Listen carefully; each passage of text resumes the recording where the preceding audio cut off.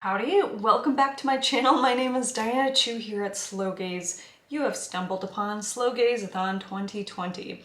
It's not like it's a secret anymore, but we are now into the throes of the second week.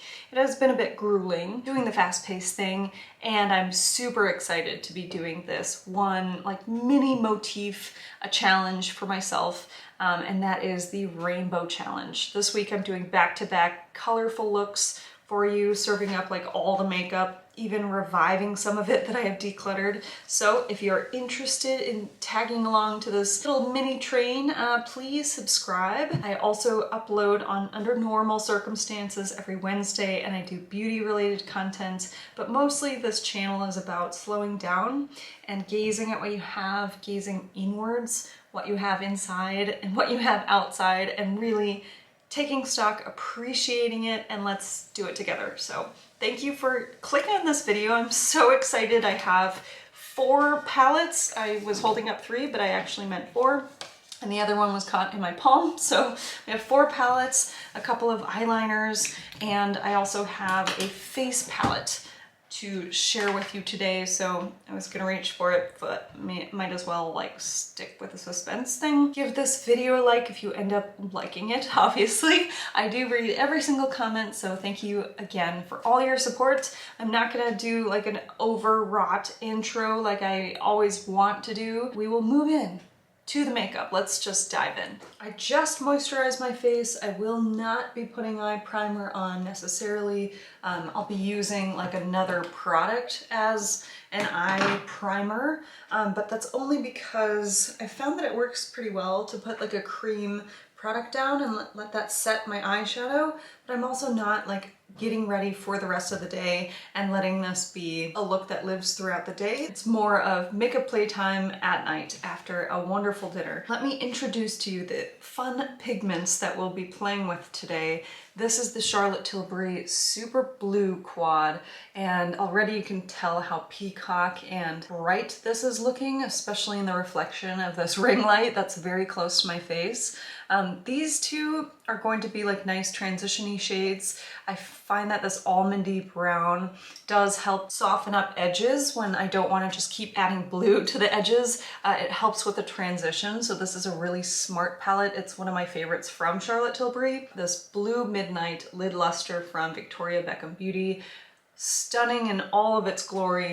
I really love her formulation. I'm trying hard not to buy her honey or tea rose shades that she just came out with. This is the Black Magic Poise palette from Uoma Beauty, and I've mentioned this so many times before that this is the only palette that honestly I should need ever. Of course I have way more makeup than that. One pop of blue, oh, so good. That gold is also very magical, and I don't mean that to be a pun. It is literally called magical, and it is magical.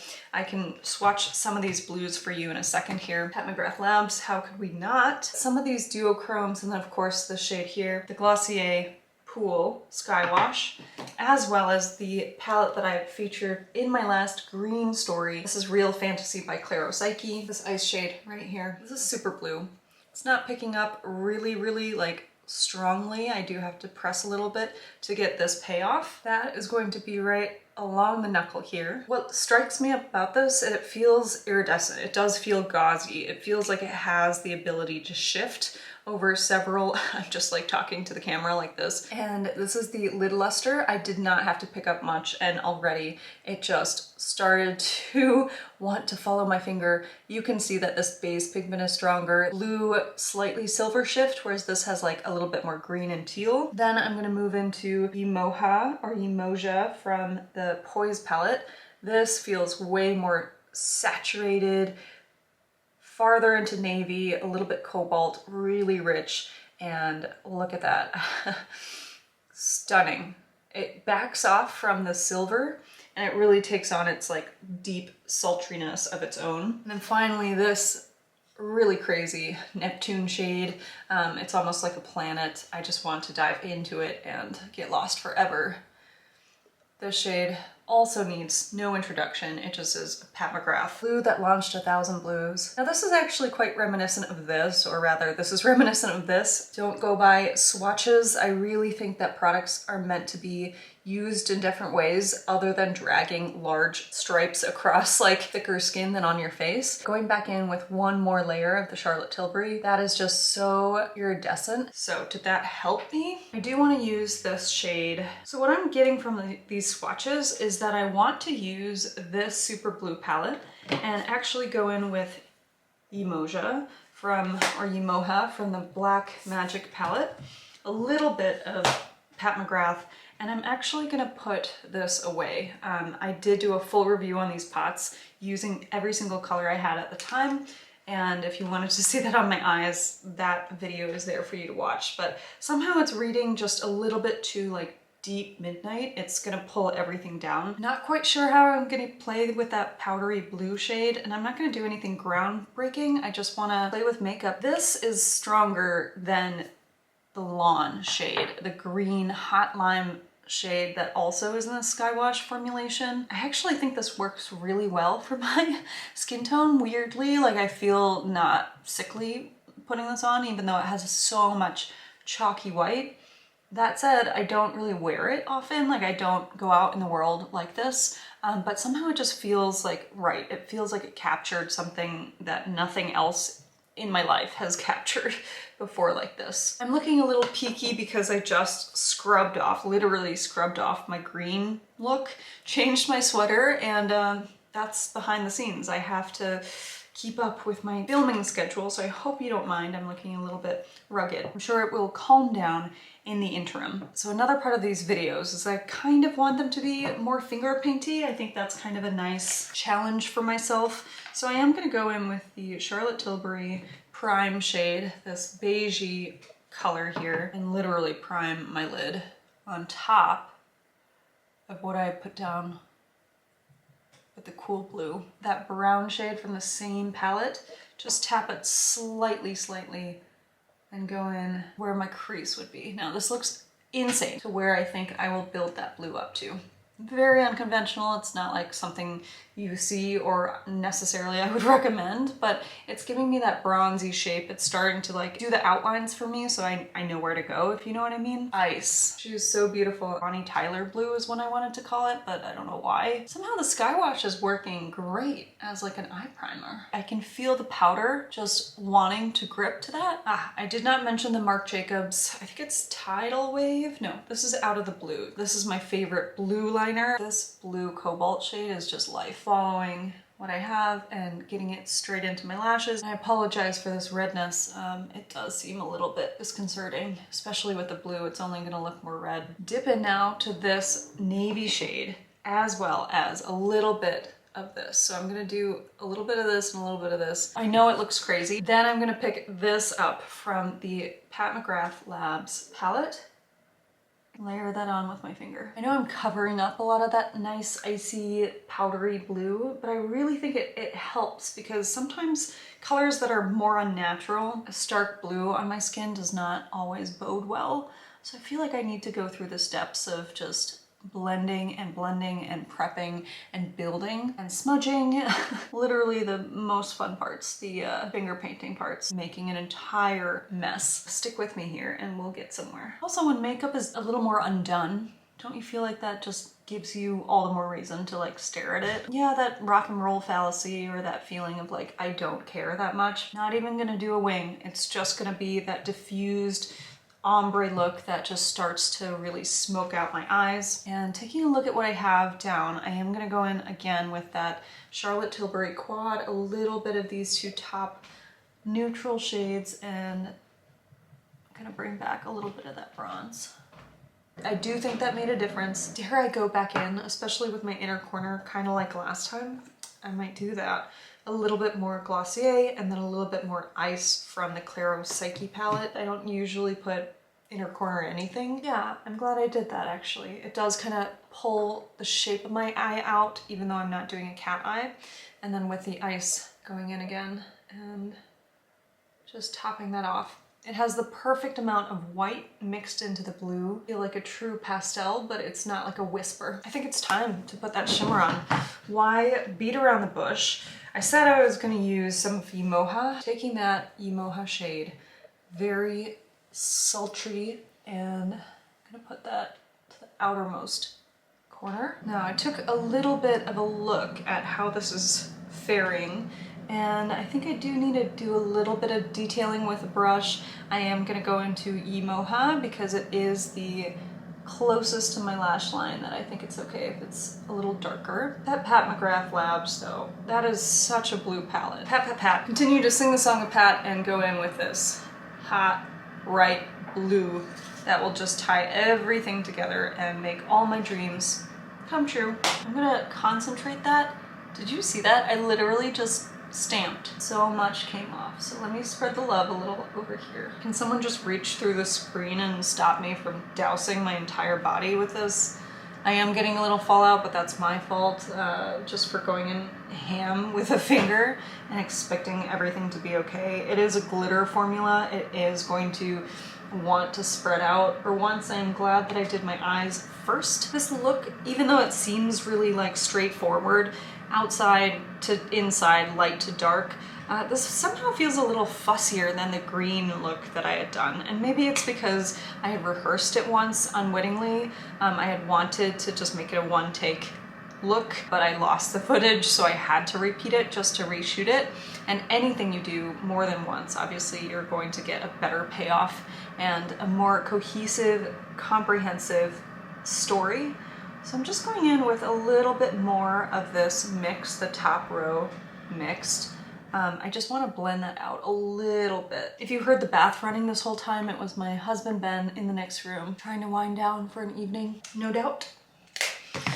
All right, let's do it. Let's do the rest of my face. So I do have a little moisturizer on, but that's about it. So I will go in straight with the concealer pot after I inspect these digits. RMS 22 Uncoverup Concealer. Oh God, it feels so nice to cover your eye bag sometimes. Usually I'm like, nah, it's fine, I get it. Like, that's my life. It just is, but sometimes makeup, oh, it really boosts your mood. Now flipping this upside down, I did buy the Salt NYC palette by Kiki G, and at first I was like, I'm gonna love this. And then I was like, nah, it came in the mail, and I was like, I'm just glad to have a magnetic palette. I don't know about these formulations. And then I tried the highlighter. I think this is called the Light Medium Contour Beige Radiant Medium, or light medium bronze, and then peach. So far I'm loving, loving, loving this. It is so magical and skin-like, and it makes me feel like I know what I'm doing, which is insane. Like it's just such a easy product, and yet it does make you feel like a pro. It is so thin and yet so buildable. You can almost feel the product, and not just the base product, like not the creaminess. You're actually feeling the mica that's been granulated. You can feel the highlight in there, and it almost feels matte, which is insane. It doesn't feel like it's gonna disappear. That's the contour shade, how quickly that blended out, and how sheer, and yet it's like featherweight. It is so nice to play with. It feels so nice. Nose bridge contour moment. Who am I? Magic, magic is also with this bronzer shade, which I like to use as a little bit of blush. I thought I was done with cream bronzers. I didn't have like the best luck. I liked the Huda Beauty one, the Tantour in light, but somehow this has rekindled my appreciation for cream bronzers. Maybe it's because I'm using them more as blush and I'm like enjoying that look, but it's just so easy and so foolproof. It just melts away. 2 pats of the peach, which is very strong, but it's watercolory. It's not going to just overwhelm your cheeks. It's just gonna give that really beautiful flush. So this is the kind of makeup that I'm really interested in now at my age.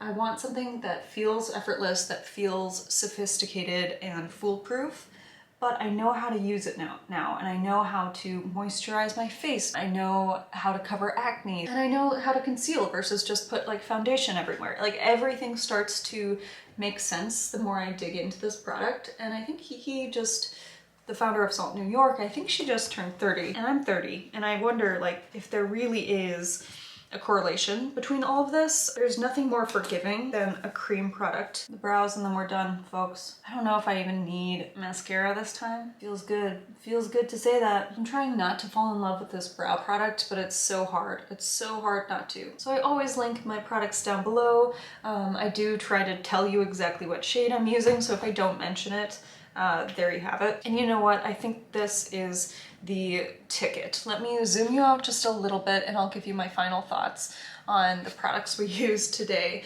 So Salt NYC really knocked it out of the park. I mean, look how natural that's seeming on my skin. I'm feeling very confident.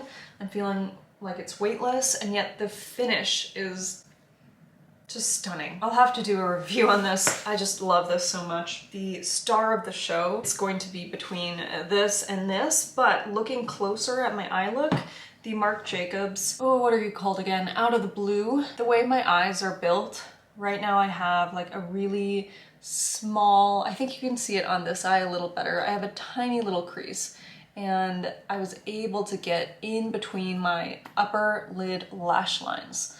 Let's see if I can get there with this. That electric blue is coating my lashes a little bit. It gives the illusion that my lashes are blue themselves, and that just helps bring out, I think, the color and warmth in my poopy brown eyes. I love my poopy brown eyes. I wouldn't trade them for the world. They are brought out, like the brownness is brought out by the strong cobalt so close to them.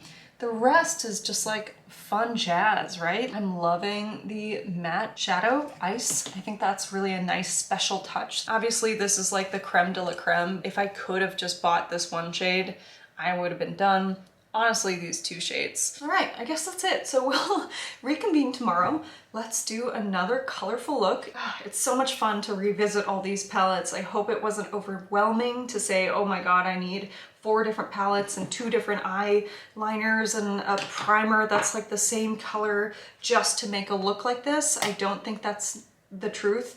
I just happen to be an overconsumer of makeup, and I happen to have these at my disposal, and I thought I have a small platform, very teensy tiny viewership that is going to maybe enjoy a little sparkling of this. So thank you so much if you've joined me this far into this video. I really hope you're having a safe and festive eggnoggy evening. So I hope you're cozy and warm, and I will see you again tomorrow on Slowgaze 2020. Wait, Slowgazathon 2020. Adios.